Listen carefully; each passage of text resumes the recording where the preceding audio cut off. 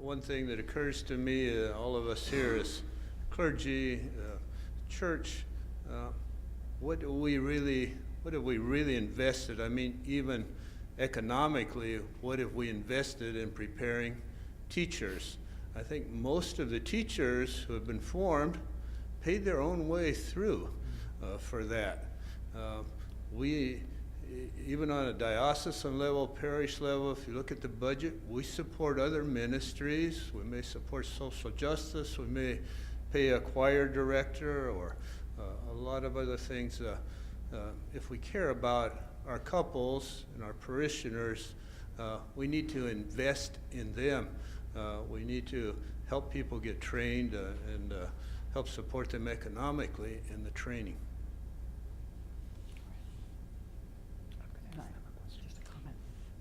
And Father Toski, thank you so much. And Father Burke, who's standing up, is that when I was helping Margaret teach for the Creighton method, training the teachers, it was always nice that almost every year we had someone from both of your parishes, and it was greatly appreciated. And those women always shined that they knew they were being supported and loved by their priest.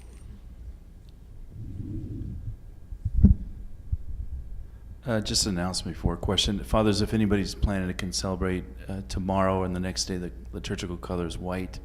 So we'll do a votive Mass of the Sacred Heart tomorrow morning and a Mass of the Blessed Virgin Mary on Saturday morning. So the white stole at the Mass. This could be Dr. Smith, but anybody really. But I was reading an article that you wrote this week, and it's interesting to find our speakers, obviously at the anniversary of Humanae Vitae, writing articles on this very important topic. George Weichel, I also saw an article by him, where you make this connection between Humanae Vitae and dissent and the whole clergy scandal, but Cardinal McCarrick in particular. And do you want to speak to that a little bit, or is that going to be your talk tomorrow? Or okay, you want to? I think that's a very interesting topic, and also something that ties into what Father Czech was talking about, chastity, and it's all connected. So. Yes, and this might be something again, maybe even the older priest could help my thinking about. But I just I wrote an article in the Catholic World Report. It was something like McCarrick, dissent from Humanae Vitae, and the Sensus Fidelium, something like that. And yesterday was the 50th year anniversary of Humanae Vitae. I think this is the busiest month of my life, honestly. I'm on Facebook maybe way too often, but my articles yesterday alternated between something that some wonderful article someone wrote on Humanae Vitae, and then some new report of some terrible clergy sexual abuse type thing, back and forth. And there's so many elements in this that are, I'm sure I don't know a lot of them, but I know all of us are really deeply saddened by the news of McCarrick, and how many people are actually, just as they did with the sex abuse cases 16 years ago, losing their faith over this. Some very devout lifetime Catholics are having a very hard time. There's a very good homily online by Father Hollowell, who brought it up in his homily on Sunday and tried to explain to people why they need to stick with the church. And it's very well done. I'm not sure about all the causes of the sexual abuse problem in the clergy. As we know, it's everywhere, but there was an article in 1988 in Crisis magazine that I just found a couple of days ago. I remember originally reading it, was how to deal with men who had same-sex attraction in the seminary. And it wasn't really treated like a problem per se. It was just how to deal with it.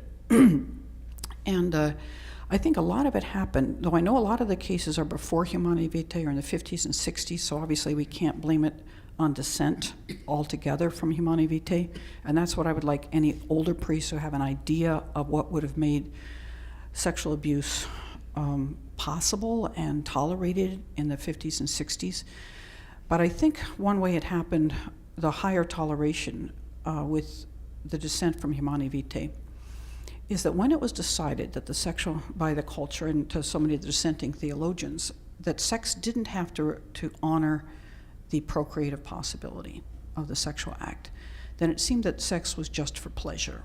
And if spouses are having sex without respecting the procreative possibility, they're basically having it just for the physical joy, pleasure. And not just for that. I mean, they want to express commitment. They want to do all sorts of things. But again, at the end of the day, it really is just an act of shared pleasure. So why couldn't two men or two women or any number of people that wanted to enjoy that pleasure with each other enjoy it? If the procreative possibility doesn't have to be defining of the act, then why not? And I think that at that point, again, there was, in those who were advising Paul VI, who were asking him not to change the church's teaching, said that if we approve contraception, it's going to be hard to say anything against fornication, cohabitation, masturbation, homosexuality, right? Because all of those teachings are based upon the fact that sex is supposed to be a gift of a male to a female and a female to a male that has the possibility of procreation. If you take out the procreation, it doesn't have to be male and female anymore. It can be whatever. So I think there was a huge movement in the seminary that the church was going to be changing its teaching, and the dissenters came on board. They were the ones that were teaching in the seminaries, in the universities, in the colleges, and they're teaching that the church's teaching on contraception is going to have to change, and it's going to have to change its teaching on masturbation, homosexuality. So how do you tell people that they can't do what their teachers are telling them the church will eventually approve, right? How can you have a strong culture for chastity when the whole meaning of chastity is being redefined? And so I think it was an incredible impetus for this kind of culture. And of course now we're reading, and what do I know? But we're reading all over the place about networks of people, men in the priesthood that have a same-sex orientation that have kind of dominated some of the dioceses, and at least portions of the diocese. And couples will tell you, just as the Philippine bishop said, they had all these married couples coming to him saying, please help us promote natural family planning. Please help us do the church's teaching.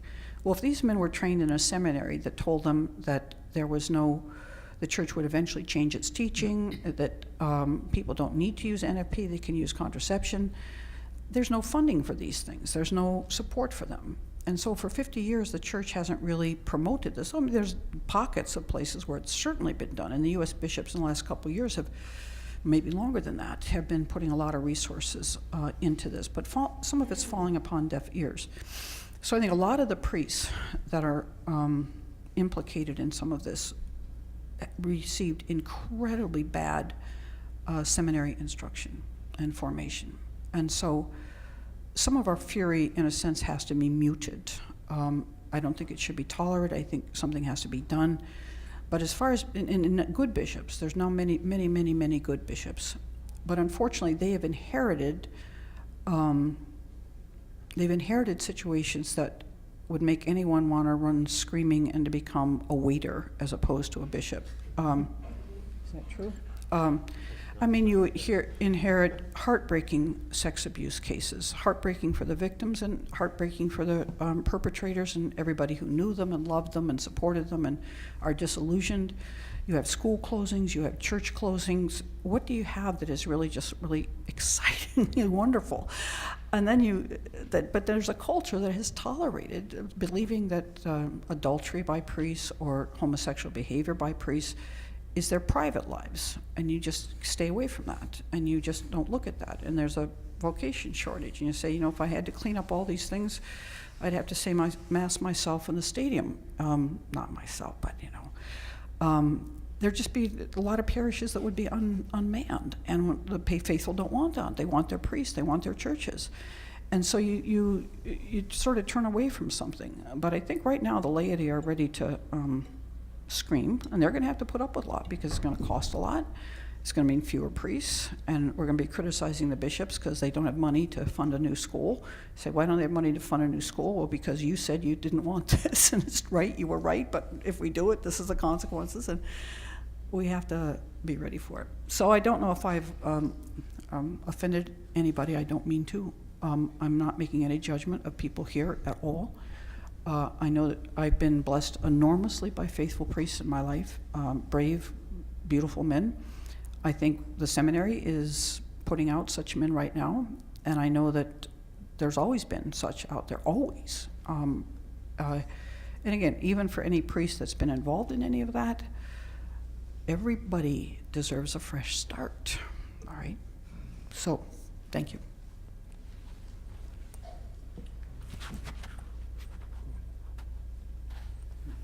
Okay, well, first of all, to answer your question, to me, I was actually my previous diocese, I was in one of those particularly hard moments. I'm sure priests have been in the same situation. I went out for a walk. There was a delivery truck with the advertisement on it, "We need drivers." I memorized the phone number. I literally memorized the phone number. So, but I think I just wanted to observe about another part of the effect of the sexual revolution. Yes, we know how it separated the procreative meaning out of conjugal love, and sex became something for recreation. But another corollary to that is just the lowering of sexual mores. And it was seen as something almost like innocent pleasure. It was not such of a big deal.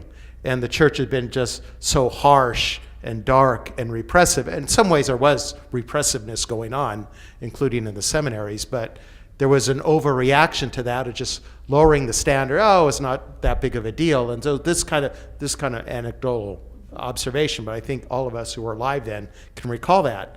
And it seemed like just it's not that big of a deal and we can enjoy it. Which I think gives us a tremendous opportunity with the Me Too movement. Now, I mentioned that today. I'll talk more about it in my talk tomorrow. It's curious, isn't it? If it's supposed to be just sort of for innocent pleasure, you can use for pleasure as you want, and if you decide to use it, want to use it to have kids, that's fine too.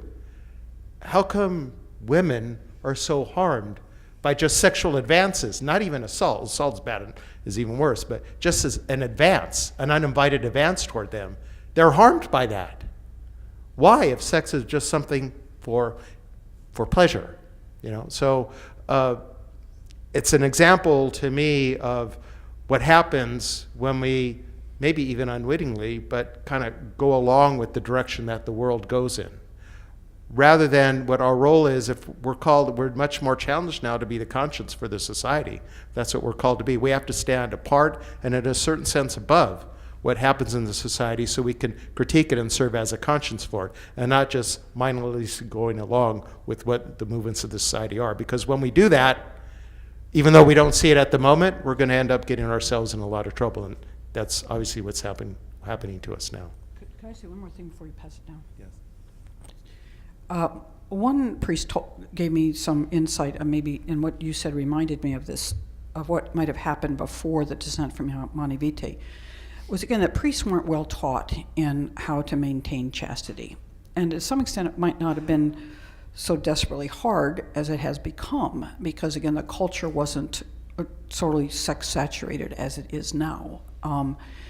But that possibly there was a lot of substance abuse, meaning largely alcohol, and that it's a way of dealing with loneliness, dealing with the tensions of the job, and not having learned how to really achieve chastity as a freestanding virtue that doesn't need a couple cocktails in the evening to get you from dinner to bedtime. But and said that some of the priests who were sort of, this was their way of coping, that if other men wanted to cope with adultery or homosexual acts, then how could they disapprove of them? Because they're involved in their own vice. So I think that, we have a lot to do, as Father Czech is talking about, how to help men and women in the culture achieve chastity. And then I think a lot of problems will go away, but that could have been part of it. I think another element as well has been a tendency to take refuge in an answer that over-pathologizes. That is, that says, oh, well, the problem is, and then you use a psychiatric or a medical definition. It's interesting that the John Jay study demonstrated that the abuse crisis was not primarily a pathological crisis involving pedophilia. The overwhelming majority of issues, the overwhelming majority of problems had to do with bad moral choices involving the virtue of chastity. When you're dealing with true pedophilia, yes, that is a pathological condition. No, there is no cure. But primarily what one saw were people who were not able to properly make use of or to understand the value of the virtue of chastity, which, as Father Czech rightly pointed out, is an energy for good. To appreciate that, in fact, we have the capacity to create intimate relationships, of which marriage and the sexuality that occurs in marriage is a particularly brilliant example, but we all have the capacity for intimate relationships that need to be properly balanced through a traditional understanding of the virtue of chastity. That has not tended to be taught until very recently, and needs to be taught more positively, more effectively, because a lot of the abuse crisis was not what people think it was. It was a reflection among the clergy of a malaise that's affected the whole of society, and for which often our own lack of teaching is partly responsible. After St. Thomas, I made the distinction that you men know anyway between continence and chastity. And I wonder whether one of the reasons why things came so unhinged so quickly in the 1960s was because while many of the external restraints fell in a certain sense, and there were fewer fears now about, say, unwanted pregnancy, precisely because there was more continence than chastity, when the pill was made available, when the sexual revolution came, there didn't seem to be that grounding in the virtue by which people were able to maintain their balance. So I think, if you'll forgive the lack of a theological expression, the termites were in the wood well before 1968 or the middle 1960s. My opinion goes really back to the end of the 19th century. So it's a long time that this is in the coming. We also know that the contraception disturbs not only the procreative end, but the unitive aspect as well, because there is a failure to make the full gift of self. So it undermines really both of those ends, as we understand. So following St. Thomas, I would just suggest that it is logical, as my colleague and friend Dr. Smith points out, to say that there's a connection between contraception and homosexuality in the sense of the action, not the attraction. And St. Thomas mentions this in the second part of the second part of the Summa, where he looks at four sins that he says are contra naturam. Now, I don't recommend we use that phrase from the pulpit for a number of reasons, but he's trying to make a specific point, and he says these four things are connected. Forgive me, bestiality, homosexual activity, masturbation, and contraception, because they all fail the test of both unitive and procreative. So logically then, if we say that contraception in marriage improves the marriage, I think we all agree that it doesn't, but if you hold that position, then logically you will get to the point where you will remove sex from marriage, and then we will remove sex from the kind of recognizable design about which we're speaking today.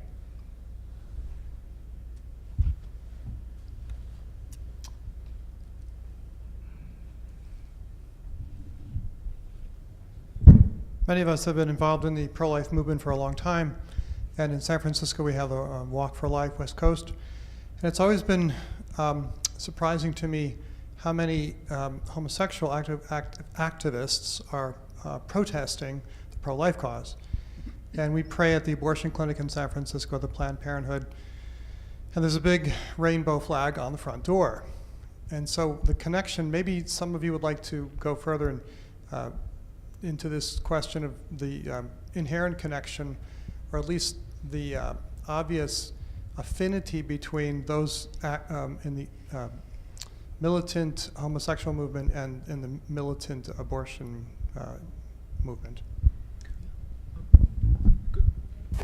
I only have a sort of a pragmatic response, and it has to do with what Dr. Smith said with regard to the hookup culture. I was struck at the parallel between what she described heterosexuals having achieved, if you want to put it in those terms, in terms of the possibility of non-committed sexual relationships which are presumed to involve nothing after the act itself is completed.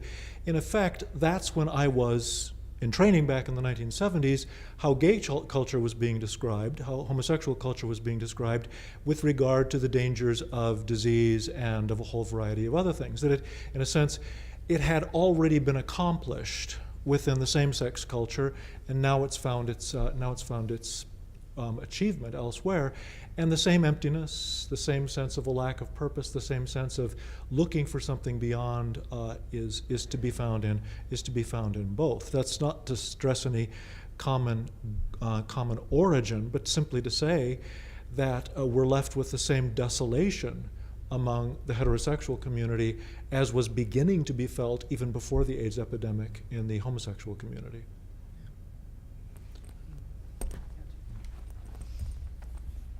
Again, I think there's just, I mean, the church teaches rightly, again, that sex belongs within marriage because sex leads to babies, and babies need parents who have made a loving, lifetime, unconditional commitment to each other. Now, abortion is a way of dealing with mistakes, right? People have had sex outside of marriage, and for the most part. And you need abortion if you're going to have a promiscuous culture. Contraception permits and creates a promiscuous culture. So having an abortion is kind of an approval of a promiscuous culture. That's what Roe versus Wade basically said, or Brett Casey, Planned Parenthood versus Casey in 1992, I think it was, said that abortion is an absolute necessity in a contraceptive culture, right? So a contraceptive culture is a sex-loving, without responsibilities culture.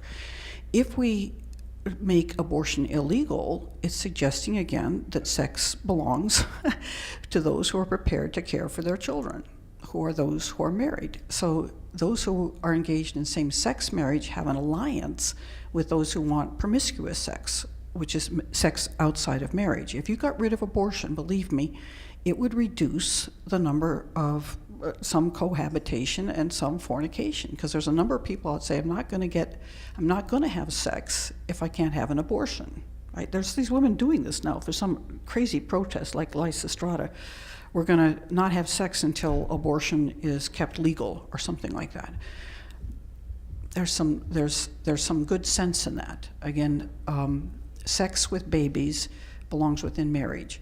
Sex that's outside of marriage needs abortion. Those who want to approve of same-sex acts have to maintain an approval of sex outside of marriage. It requires abortion, so they have to be advocates of abortion. To follow Rilo's question and agreeing with what's been said before, if we decide that life is something unique, special, in our lexicon sacred, then logically working backward, the action which brings about that unique, special, sacred life is itself something sacred. Now the power of conjugal love. And so that gets to the question of contraception here and other things. And then working back from that, that means the power to enter into that, whether you use it or not, it also has a unique, special, and sacred component to it. So now I'm talking about the sexual faculty. So logically then, yes, it seems to me these things are connected. The life, the activity, and the power. So this is to protect human life. This addresses conjugal love and contraception, and this, of course, addresses chastity. So all of those things seem to me are linked, and hence, on the negative, there will be the reaction against. I think the connection's pretty obvious. They've all pointed it out on the panel of the philosophical connection and of the whole mindset, but also the political connection. They're political allies as well. However, I would just point out there are a few active gay people who are pro-life. I met with a parishioner in my archdiocese recently who's in a committed gay relationship. They've adopted 2 daughters, and he mentioned that he's kind of feels odd in this very minuscule category of a pro-life gay man. But he also mentioned something else, kind of in a moment of self-honesty, being self-effacing, that when he has to play the role of the father and discipline the daughters, they'll turn to his partner and call out for mommy. So the kids instinctively know, and these are little girls, that they need a mother and a father.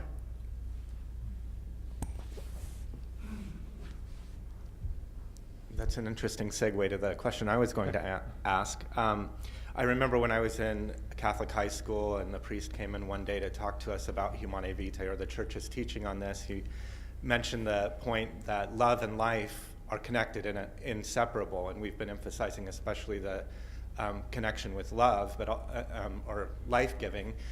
But the other side of the coin besides contraception is in vitro fertilization, and there's a resource, and I can't remember exactly the name of the organization, but it's in San Francisco, that I found very enlightening. Jennifer Lahl and her documentaries, it's bioethic, what's the name of the center? But she has stories about in vitro fertilization, but from the point of the view of the children of sperm donors, called Anonymous Father's Day, or surrogate mothers called breeders, and another one on egg donors called eggsploitation, Jennifer Lahl, and they're very powerful, moving stories of the people who have been exploited that you don't usually think of. Usually they show the happy couple that receives the child, but they don't look at the surrogate mother who had to give up her child or was asked to have an abortion or something like that. Exploitation is really enlightening about what's happening to these women who are forced to superovulate and all the harm it's doing to them. And but again, it's what I mentioned in my talk too about the commodification of children. They just become a commodity, and we're producing them. So it's all linked together with this kind of dehumanizing view of the meaning of our human sexuality. I mean, what we have to understand is in a culture in which these things are permitted, even in households where there's a whole different ethic taught, the effect of the culture is huge. As I mentioned earlier, young people hate divorce. And even those whose parents are completely committed to never getting divorced, the kids think I could come home any time and might find my father or my mother gone, because it happened to Billy and it happened to Jane and it happened to that person. So as strong as it is in a household that this is not a divorce household, will always be together, they've heard that before. So their sense of stability is already undermined by the culture. The same thing again with children who have been aborted, that it could have been me, it could have been me. They talk about a lost generation. The same thing with these kids who are, bought and sold, that the eggs are purchased, the sperm is purchased, a surrogate is purchased, and kids are getting the sense that a child is a product, and it's a product for the parents, not accepted as a gift from God. And we know that now they do all these pre-testing of embryos, and they throw out the ones that aren't considered to be perfect, or they do selective termination of abortion, of pregnancies. If a woman's carrying 3 or 4 children, they find the ones that are healthier and abort the other ones.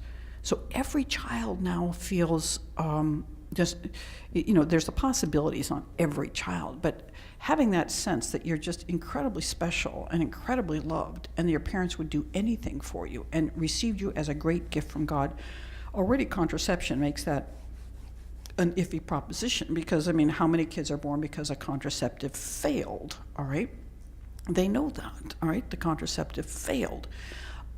And so the sense, my parents just loved kids, and my dad always said, they had 6, and my dad always said, and I tell parents to say this whether they mean it or not, that, he wished he'd had more children. I wish I had more children. He said, it's the thing that's giving me most delight and pleasure in my life is my children.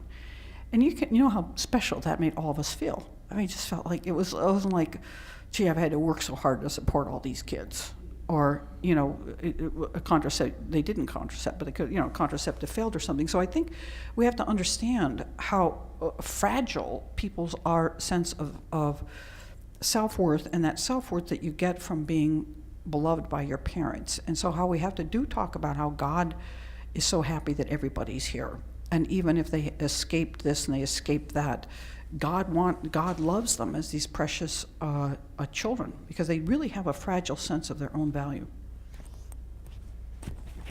We have to constantly be vigilant about the use of vocabulary. You know, that's the strategy. Change the vocabulary, you win the argument, whether it's pro-choice or same-sex marriage, changing the definition of marriage. This is happening now with IVF, when these clinics speak about it as infertility treatment. Right. So you have to be careful not to fall into that trap. They're not treating infertility. In fact, they're avoiding treating infertility. She just as infertile afterwards.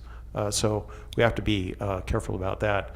And I hate to make dire predictions, but if we're commodifying children, maybe this would be a way to make people alert as to what is the next step. Well, what about a couple wants their child but has a diseased liver and needs a liver transplant? Well, why not transplant it from an infant that the mother didn't want to keep the infant, but now it has useful organs, to transplant into an infant of a couple who wants to keep the infant? I mean, you could see how this mentality would make sense of that. She might be poor, she can get a lot of money for doing this, and so instead of two babies dying, one gives the life so the other can live. We can see all kinds of dire consequences, even worse than what we're facing now down the line. It sounds horrendous, but it's logically the next step as horrendous things we're facing now have become mainstream. This is my silver jubilee this year, and Cardinal McCarrick ordained me. I was in Newark, and when that news came out in June, I was very sad. So it puts a damper on my celebration, but beside the point. Question for the couple things for language, not using the terms intrinsically evil, grave matter, mortal sin. It's still in the documents. So when our people go to look at them, they see the language. That's tough, particularly where they're quote-unquote moral in all the stages of their life, all the ramifications, and this one area hits them like a hammer. I mean, this is just like, Father, if I had an abortion or used contraception, you mean these are both mortal? I mean, it's that issue, but also for the internal form for the priests who are here. How to deal with it pastorally and sacramentally, since it is a mortal sin, and they do the act of contrition where they promise to amend their life, and got a good gut feeling that ain't going to happen. Or I've had this where one of the parties is contracepting, the other party hates it. Are they then also guilty of the sin of contracepting? So help me. Help you. Yeah, good questions. Let me go with the last one first. I mean, there's a document called the Vademecum, V-A-D-E-M-E-C-U-M, where it explains that if there's one of the spouses wants to contracept and the other doesn't, that the one who doesn't want to is not sinning in engaging in an act of sexual intercourse with the contracepting spouse, if they have made a really kind and gentle explanation about why they think this is wrong. But they don't have to do it for every act, right? Because they are not the ones who are contracepting. The spouse is contracepting, right? So they're saying yes to engaging in a sexual intercourse with their spouse. The spouse is the one that's contracepting. There's difficulties with that if, say, it's a woman and she's using an abortifacient contraceptive, one that causes an early term abortion. Then it's most likely not proportionate to do that. But it's one of those things that people say, how do you deal with that? I've had many spouses call me about this, and I say, well, you actually, that old phrase, kill with kindness, is a good one. You know, you make it known to your spouse that this is very difficult for you, and they love their spouse. Let's say a wife loves her husband, but that this is she doesn't feel right with God when she's doing this, and that she really wants to show her, so to be as much available for, and say what I'm going to do for the woman, she said, I'm going to chart my cycle. I'm going to put it on the back of the closet door. So you'll know when I'm fertile and when I'm not. If you want to have sexual intercourse, I'll have sexual intercourse with you. But I would prefer, much prefer, that we do it God's way. And then in the meantime, she makes his favorite meals. She wears her hair like he likes it worn. She keeps the house the way he wants it kept. She watches the movies that he wants to watch. She watches the sporting events that he wants to watch. So she makes it known to him that he's really, a lot of men tend to think that their wives, when they get religion, that they like God, love God more than they love him, which of course they do. But what the men have to realize, though, is that that's to their advantage, that the more religious she becomes, the better his life becomes. So it can't be, I'm always running off to this and leaving you at home. It's, you double time it. You say, I'm going to try to do my God time at other times, and if you want me here, I'll be here, but you're number one in my earthly life, all right? And she has to come to see, again, he has to come to see that the more religious she gets, the better his life gets. And it's very possible that over time, he will decide that natural family planning works just fine, and he doesn't need to use a condom. But he can't insist that she use a pill, for instance. If he said, I'm insisting that you use contraception, she can't, that would be immoral for her to do that under his dictate. Now, the question of terminology is something I've been thinking about for a long time, and I don't believe I'm there yet where I want to be. But as I said, there's certain phrases I try very hard not to use, except in a company like this where people know what they mean, right? Because people don't know what intrinsically evil means. They think evil is Hitler, and they think intrinsically means very, very, very, very, very, very, very evil, right? And evil simply means, again, a privation of order, privation of being. It can be something as small as a hangnail. It can be genocide. That's how broad the word malum is in the Catholic Church. It can be stealing a dime, or it can be genocide. All of those are evil because they're not right. They're not in accord with God's order. But when people say Hitler was evil and contraception is evil and missing Mass on Sunday is evil, they say you Catholics are crazy, right? Because they don't understand what the word means. The same thing with intrinsically. Intrinsically means in itself, by its very nature, it's not something that's in accord with God's will. It doesn't mean very, very, very, very, very, very, very, right? Though most of the things we call intrinsically evil are seriously evil. But it's true that there's lots of little things that are intrinsically evil that we ought never to do, right? So I try to say again, always wrong, and then in regard to what it is, always wrong to go against God's plans for sexuality. I'm tending to go now, I'm thinking of going now more graphic in something, with some things like, instead of saying homosexuality, say men. This is what the social sciences say. They say MSM or WSW, which means men who have sex with men and women who have sex with women, because the word homosexual is vague, it's foggy. People don't, but if I say, no, we're talking here about men who want to have sex with men and women who want to have sex with women, people say like, why do you have to talk like that? And I say, well, I'm just being precise. And instead of talking about abortion, I really do want to say killing a baby in its mother's womb, right? Or dismembering a child to remove it from its mother's womb. Abortion is now a vague concept. They're not getting the nitty-gritty of it. As people said, if you could show an abortion on live TV, you could, at one point, I don't know if it's true anymore, at one point you could convert the nation in that moment. I mean, we all know that the huge percentage rate of women who have a sonogram don't get abortions because it's become real to them, concrete, they see it. So what we have to do is use people's imaginations more so that they can see it in their imagination. When I say dismembering a child that's in its mother's womb, people go, what? Well, that's what an abortion is. So they see it in their head. So in some speech, I want to become more and more just descriptive, absolutely descriptive of what it is. And in other ones, again, especially when it's church teaching, is to try to find words that convey the reality, that avoid the distortions that people are hearing when they hear these words, like intrinsically evil. I don't want to use that. But I don't fault church documents for using it. You have to have documents that have a coherence with the whole history of the church. And so you have to, that's in a certain sense the job of moral theologians and bishops and priests to translate these things for the public and help them see what is really meant. But to avoid the terms that we know what they mean because we've been educated, and what other people will misunderstand because they haven't been educated. A classic question of the need for a clearer translation is the term in ordinatio, which we all very often translated as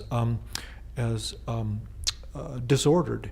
Now, it is only in the English language that the word disorder is also used in medicine to describe a disease. That doesn't happen in German, it doesn't happen in French, it doesn't happen in Spanish or Italian. So when that word is translated into those languages, it doesn't have a pathologized connotation. So we need to find a way of perhaps describing misdirection, not ordered towards the goal for which God created it or intended it. But that's too many words. So maybe a misdirected is better. But when you use a word that implies a medical diagnosis, and that only exists in one language, obviously there's a problem. Both Mother Teresa and St. John Paul II, who would have been considered by many, many people among the most charitable, thoughtful, gracious, kind people when they were alive, both used the term murder to describe what abortion is. And that's a hard word to hear. And it should be used with care, but those two saintly people used that language, and as a result, perhaps in certain places, help someone to avoid a terrible choice. Archbishop made reference to something that Monsignor Bill Smith said a long time ago, that social engineering is always preceded by verbal engineering. And it certainly happened with regard to abortion. I think we see it now with regard to homosexuality. My mother's an English teacher, and she would say, nouns have gender and people have sex. And she's talking about the noun, not the verb. So there's a clarity and precision in language that is necessary for understanding moral categories, but may not always translate directly into the sermon that you or I are going to give on Sunday. I agree with Father about the trouble with the word disordered. I mentioned in my talk about what is received according to the mode of the receiver. So that word in particular is going to give people difficulty. But the precision that the magisterial documents give us is essential for our formation because it's anthropological language. It is not intended to be clinical language. It is the language of anthropology. We know this, or we understand it when we come to think about it and talk about it, but it's not going to be the helpful language on the sermon. Quick point or observation on confessional practice, and you made the point about the act of contrition. It includes in it, of course, the firm purpose of amendment. And I think it's a fair question to ask people, okay, what are you going to try to do? What is your intention when you leave? Because we don't want them to vitiate their amendment or their contrition by not having some kind of a plan. I think it's perfectly reasonable. I may be touching a third rail here or getting into a minority. I've done that a lot in 21 years of priesthood by saying, birth control pill involved here? Someone says yes. Go home and flush them down the toilet. You're done with them. You're going to destroy them. If someone hesitates or says no, then all I can say to them is, let's talk about the quality of the confession, of your contrition and the act of contrition you're going to make and your purpose of amendment, because most of all, you don't want to be a hypocrite.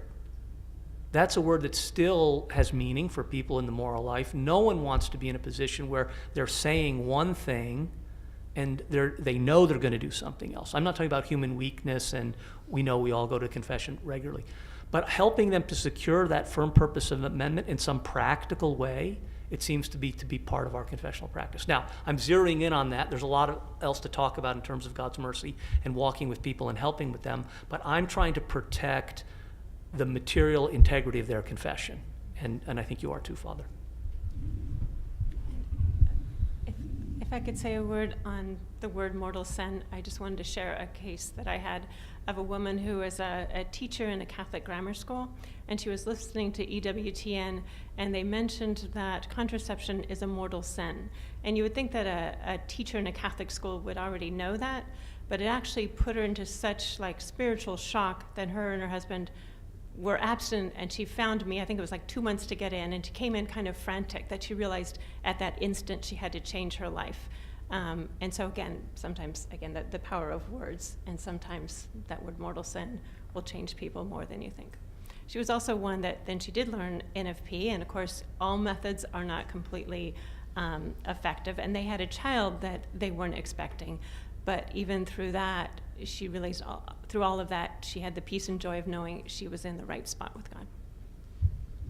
So just one quick comment on the confessional practice, just a story that I heard from a OBGYN who was prescribing contraceptives and would go to confession every week and would get absolution and never changed until one day she went to confession to a different priest and he would not give her absolution. And it changed her life much for the better in the long run. So sometimes doing these hard things, in the confessional to somebody can really be effective. But my real point I wanted to make is that there's a positive side that we have to focus on for all of this that I think I would love to hear the panel's take on a little bit. And I'll just give you one example of what I'm talking about. So I have the great privilege of baptizing babies, in our parish. And it's a wonderful experience. And afterwards, I always write a note to the parents to say what a joy it was to baptize their baby. And I always say, you have a beautiful family. And I think, I've heard feedback from that. People always, when I say it to them in person, are very touched by that. And I think that there's other ways that we can take the message of Humanae Vitae and put positive language on it that can be very helpful, and I'd love to hear people's take on how to do that.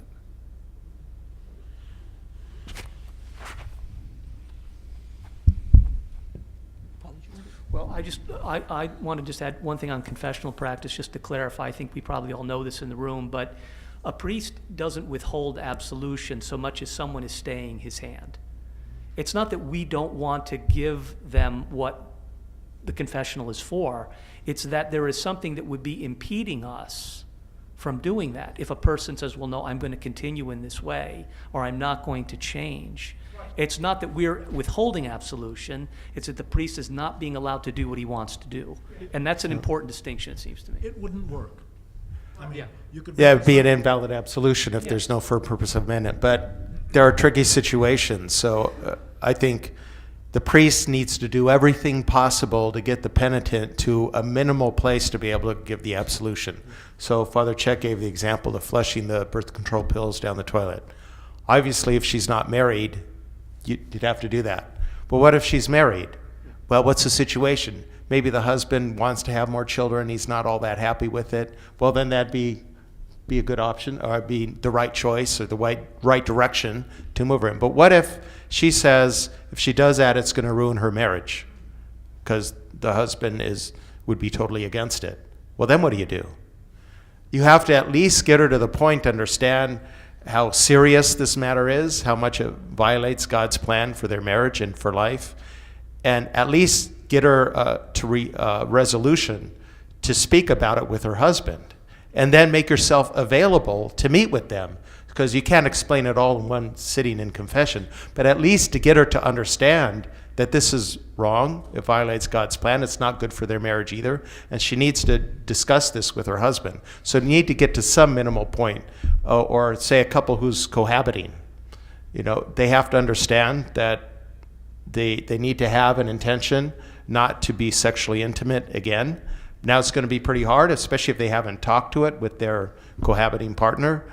They have to at least resolve to not want to continue in sexual intimacy and to discuss that with their cohabiting partner. So you need to get them at least to a minimal point and to give the absolution and help them understand that if they do fall back again, they're going to need to return to the sacrament.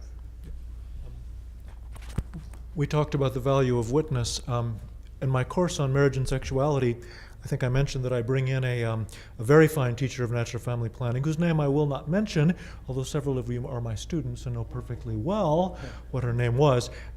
Nevertheless, she, in her witness talk, explains that she contracepted for a number of years before she realized the significance of that, and her parish priest, who told her she'd been generous with life, told her that she was doing the best she can, and that was just, what God wanted her to do, until she met a young priest who suggested, there's another way of looking at this, and and enabled her to make that kind of progress, which took years.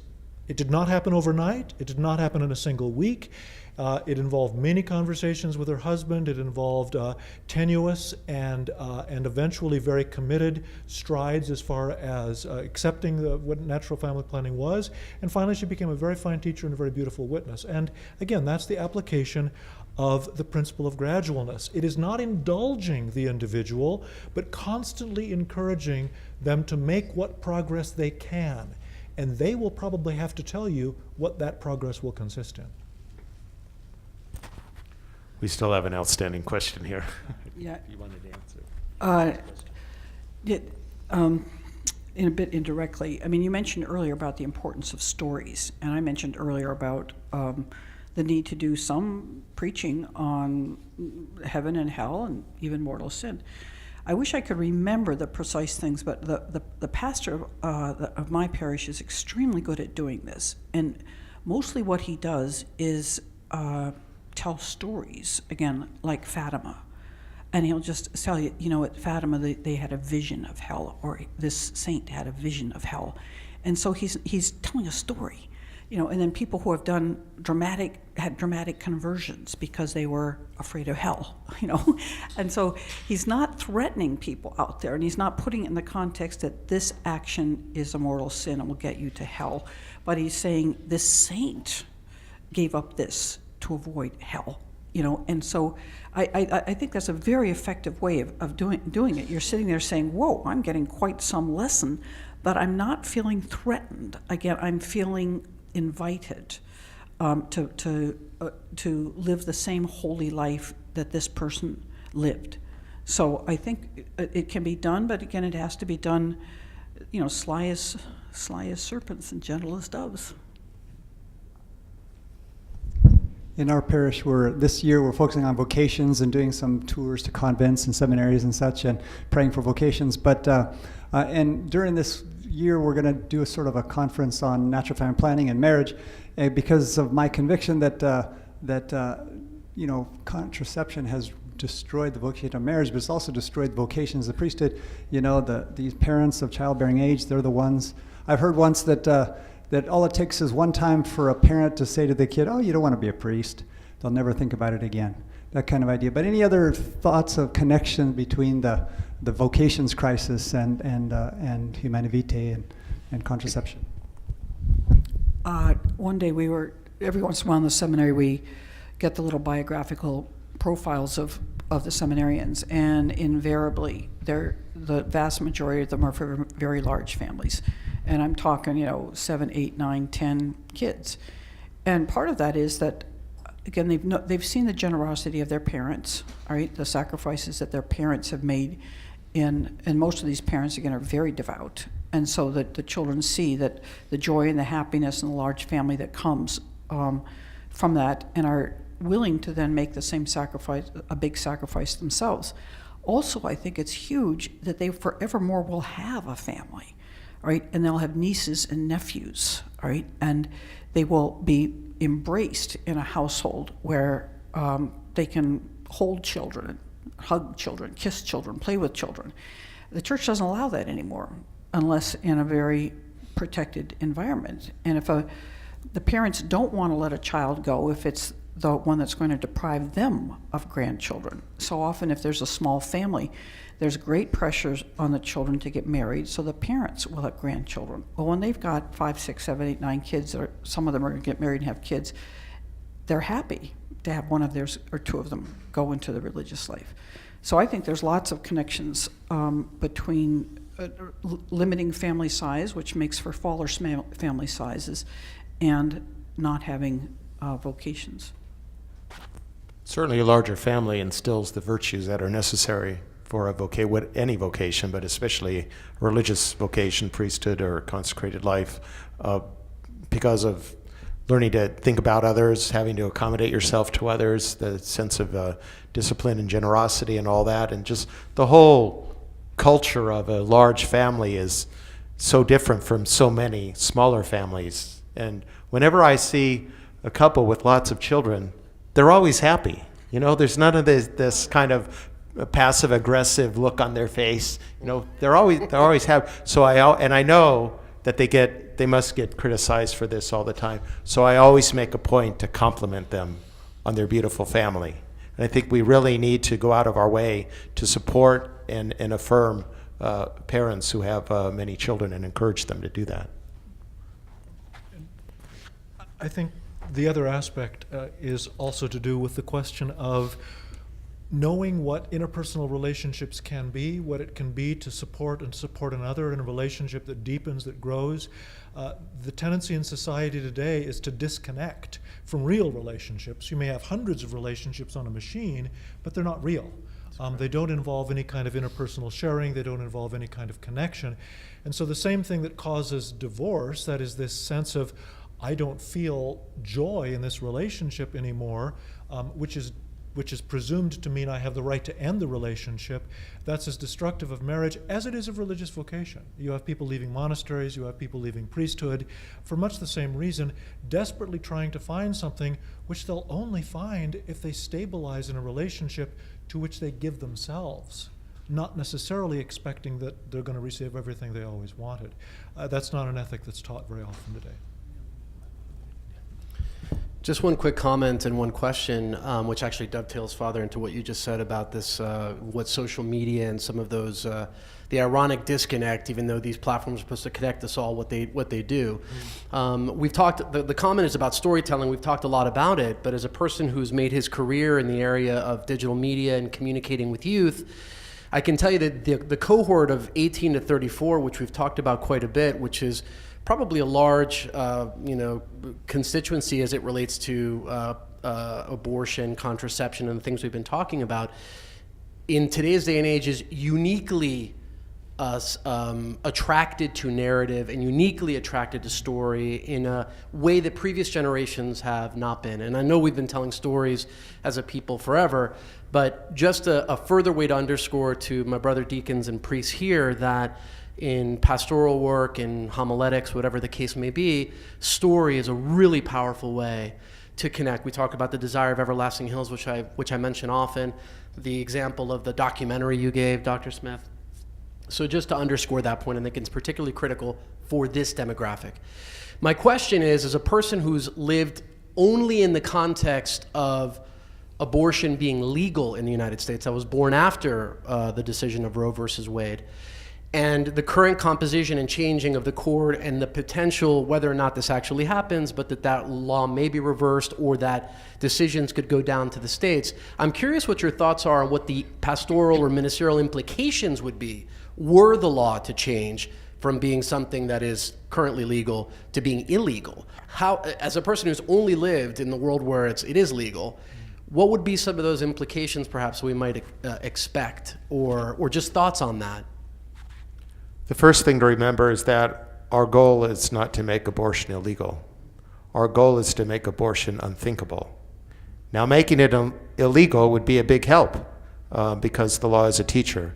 But we need to do a lot more than that. We need to educate. It's all interconnected, right? We need to educate women on their dignity as the bearers of life. We need to educate men on what it means to respect a woman and take responsibility for their fatherhood. If all that were to happen is that abortion became illegal and nothing else, we wouldn't get any closer to the goal. the goal is to make abortion unthinkable. And so if it becomes illegal, it's a help, but we still would have a ton of work to do. Things may have changed. They probably have a lot since I was in clinical practice, but we had a very active obstetrical service. And despite the kind of current mythology that it's possible to think of an embryo as just a collection of cells, I have to say I never encountered in my practice a pregnant woman who did not know she was carrying human life. She knew that much better than I did, and she did not need me to tell her that. What she needed, if she was frightened or confused, was to know that there were alternatives to abortion. And I think that's something we as a church with social agencies need to continue to vigorously provide, to be able to say that as a church, our answer to any woman who's frightened or confused or uncertain is, we will help you, and you will not have to worry about these costs, about the kind of care that you might need. We will support you if you decide to become a mother. Unfortunately, our social services are not at that point in most dioceses where that can be provided. Until they are provided, we've got a lot of work to do. So Father Luke points out the hypocrisy of pro-choice. When they say they're pro-choice, they're really only for one choice. They don't do anything about the other choices. And one choice is no choice. So I totally agree. And we do have some efforts going on. We have my dear friend and friend of many of us here, Dr. George Delgado, who runs the Cultural Life Family Services down in San Diego, that does precisely this. So I like to tell him that they are the ones who are truly pro-choice, because they're not only for every choice except one. They actually give the women the support they need to exercise whatever choice it is. If it's to raise a child on her own, to provide her with the support she needs with blankets, baby formula, job training, and all that, or if it's to put the child up for adoption, or the old-fashioned solution of marriage, they're ready to help her with whatever choice, except for that one really bad and unhappy one. It's going to be interesting, but I do think there's going to be quite immediately quite a reduction of irresponsible sex, right? Because abortion is a backup, and women say yes to men that they wouldn't say if abortion's not available. And so I think that a lot of people won't do something illegal too. They just won't do something illegal. If it's legal, if the marijuana is available, they'll buy it. But if it's not legal, they won't. And so legality helps a lot, but I think this will be so liberating for many women, because right now they don't have much of a reason to say no, right? If a man's pressing them for sex, it's like if she says, well, I might get pregnant, and he says, well, I'll pay for the abortion, right? So that the ability to say no. I remember hearing from a doctor who said these girls, their mothers bring them in and want to get contraceptives for them. And then the doctor would say, I can't give it to you. It's not good medicine. I care about you. I care about your body. You shouldn't be taking these. And you're too young to be having sex. And so the girls felt great, because now they could say, my doctor says I can't use contraception. Right? So you're not saying no to the man, right? You're saying no to the abortion. You're saying no to what contraception does to your body. There were incredible studies that showed in the 60s, before the pill was really widely available, and there was still another ethic that was still somewhat in play, where they have studies that show that when young men pressured young women about having sexual intercourse, the young girl would invariably say, but what happens if I get pregnant, right? And the man would invariably say, well, I'll marry you, of course. I love you. That's why I want to have sex. We'll just move up our wedding date. And I taught in the 80s, and there were just a whole bunch of kids that were born 6 or 7 months after their parents' marriage, right? Because that was not uncommon in the 1960s. Women got pregnant before married, but they married the man that got them pregnant, because they did understand that sex meant love, and that sex meant babies. And if a baby shows up, we're getting married, because we're getting married sometime anyway. But now that's not in the picture at all. So now if a young girl asks a man if he wants to have sex, and if she says, what happens if I get pregnant, he goes ballistic. Like, who's talking pregnancy here? I thought you were taking precautions. If you're not taking precautions, I'll take precautions. What is this, a relationship talk? And as I said with the movie Project Dating, that people don't talk about intimate things because contraception prevents them, removes the need, if you would, removes the logical necessity of talking about things. I had a friend in college who was having sex with the handsomest man on campus, and I asked her, I said, but what happens if you get pregnant? And this was in the 60s, and she said, I don't know him well enough to ask. Right? So again, that's our culture. Go watch this movie, Dating Project. It's a lovely movie. There's nothing offensive about it. It's a lovely movie. But again, so I think that immediately it will change male-female dynamics. And then I hope, in a small group, and I just hope that group grows and grows and grows, right? Because it will give women a new reason, which they need. Women need a reason to say no to very persuasive males. Just briefly, I'm not a parish priest, as you know, but if I were, I think the first group I would start is a men's group to help them understand what real Christian manhood is, and for reasons that Dr. Smith is speaking about. And I said in my talk that I think the idea that women are gatekeepers is one that actually doesn't help us help men be men.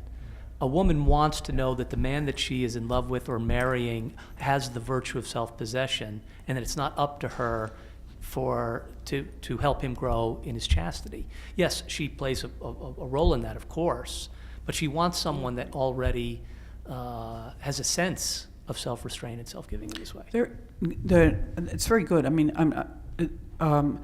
it's been an amazing thing for people who counsel outside of abortion clinics, do sidewalk counseling, that when there's a man bringing the woman in, how useful it is and efficacious it is to speak to the male. And you just ask him, you say, did you ever want to be a father? And they say, yes. You want a little girl? You take her to the playground. You want a boy? You want to play ball with him? Oh, yeah. Do you realize if she's pregnant, you're already a father? And then there's this just like, boom, you're already a father. And when you go in there, they're going to kill your baby. And it's the job of a father to protect his baby. So why don't you go in with her and do your best to talk? Don't go in, but if you go in, try to talk her out of it. And I can't tell you how many times they come out, because he says, I'm the father, this is my baby, and I'll take care of you, right? Because you're the mother of my baby. And it's an amazing to tap into that very natural male impulse to be a protector, right? And say that you're not being a protector if you let her go in. You think you're being a supportive male. You think you're helping her, but you're not helping her. This does violence to her body, it does violence to the baby, and it's your baby.